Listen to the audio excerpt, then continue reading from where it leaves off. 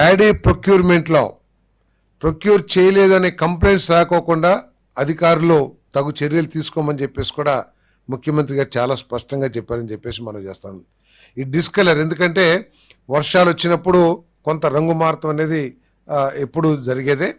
రంగు మారినా కూడా ధాన్యాన్ని పూర్తిగా కొనమని చెప్పేసి ముఖ్యమంత్రి గారు స్పష్టంగా ఆదేశాలు ఇచ్చారు.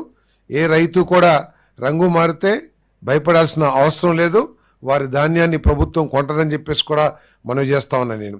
ఒకవేళ లాస్ ఈ వర్షాల మూలంగా లాస్ తక్కువ ఉంటే గనక అది రాష్ట్ర ప్రభుత్వమే భరిస్తుందని చెప్పేసి, అదేవిధంగా పెద్ద ఎత్తున నష్టం ఏదైనా జరిగి ఉంటే గనక ఈ డిస్కలర్ ద్వారా కానీ వేరే ద్వారా కేంద్ర ప్రభుత్వ సహకారం కూడా తీసుకుని నష్టపరిహారాన్ని అందిస్తామని చెప్పేసి ముఖ్యమంత్రి గారు చెప్పారు. కాబట్టి రైతులకి ఎటువంటి ఇబ్బంది లేకుండా ఈ ప్రభుత్వం అన్ని చర్యలు తీసుకుంటుందని చెప్పేసి మనం చేస్తాను.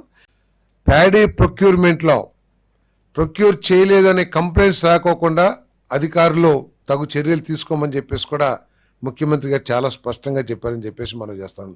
ఈ డిస్కలర్ ఎందుకంటే వర్షాలు వచ్చినప్పుడు కొంత రంగు మారటం అనేది ఎప్పుడు జరిగేదే. రంగు మారినా కూడా ధాన్యాన్ని పూర్తిగా కొనమని చెప్పేసి ముఖ్యమంత్రి గారు స్పష్టంగా ఆదేశాలు ఇచ్చారు. ఏ రైతు కూడా రంగు మారితే భయపడాల్సిన అవసరం లేదు, వారి ధాన్యాన్ని ప్రభుత్వం కొంటదని చెప్పేసి కూడా మనం చేస్తా ఉన్నాను నేను.